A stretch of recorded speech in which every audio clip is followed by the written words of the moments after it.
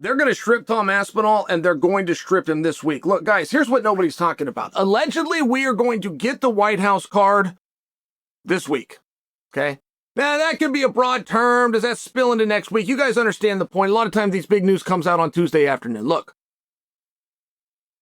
you cannot take a sitting world champion, move him into a different weight class, and give him a lesser opportunity. Not only can you not do it just from the fact that doesn't make much sense, it's never happened. As a matter of fact, this has been tested twice in the last 12 months in the form of Ilia Topuria and the form of Islam Makhachev. But we have never, and there's plenty of other examples, taken a world champion who left a weight class who did not immediately fight for a world championship. I went through this. As middleweight champion, when I moved to 205, I fought, took Jon's lineage, ripped his toe off, and threw it into the second crowd. I'm only sharing with you, how did we miss this? How is no one talking about this? And there's been a discussion, including by me, that Alex would go up and fight for an interim belt. Why would he fight for an interim belt? What a stupid suggestion that I would have had. What a stupid suggestion that anybody would have had. There was a stupider suggestion, which is that they would make a belt up, that he was going to fight for the White House belt. The idea that you would bring in a Brazilian to fight for the White House belt. Right? I mean, how did we miss this? And it's the right thing to do. Look, you've got to be active. In all fairness, you've got to be active. And we were very consistent on this when we did this for Tom, right? I believe that I created and coined the phrase, Tom is the undisputed active heavyweight champion of the world.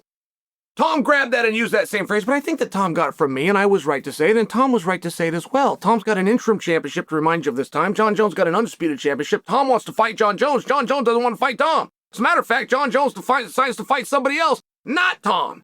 As a matter of fact, Tom, as your interim world champion, doesn't even become number one contender. He's got to sit in the front row and watch Jon fight somebody else, right? Like Tom was the active, undisputed heavyweight champion for sure, but right now he is not. He's not the active champion. Now, this isn't a cold thing to do to Tom. Would Tom rather be champion than not? Yeah, sure he would, but Tom's also got something else going. When Tom returns, okay, say we don't strip him because Pereira doesn't move in the division. When Tom returns, he's going to fight for the world championship. He's going to fight for the world championship because he's bringing it. And that's the only thing that will be different when Tom eventually returns now. He's still going to fight in a main event for the world championship. He's just not bringing it. He's now got a chance to win it. If you strip Tom, okay, it sounds cold, but that's short-sighted.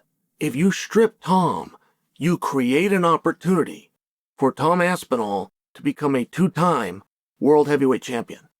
And people miss that to the point that people have lied about it. Matt Hughes, God bless him, but Matt Hughes started this thing like he would defend a belt and then count that as an extra time.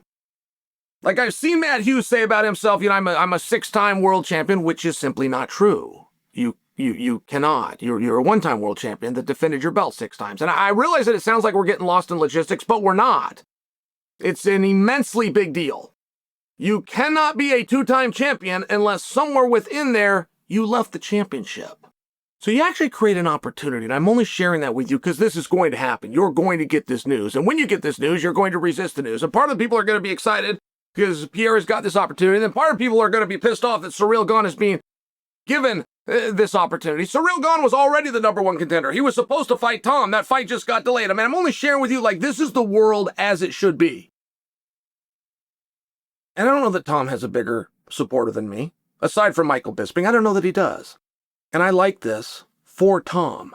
I like the idea that Tom has a reason to come back. I like that he's got something to come back for. I like the idea that it now creates an opportunity for him to become a multiple-time world heavyweight champion. This is what's going to happen. I'm telling you, I'm not asking you. Pereira is going to fight for the world undisputed championship.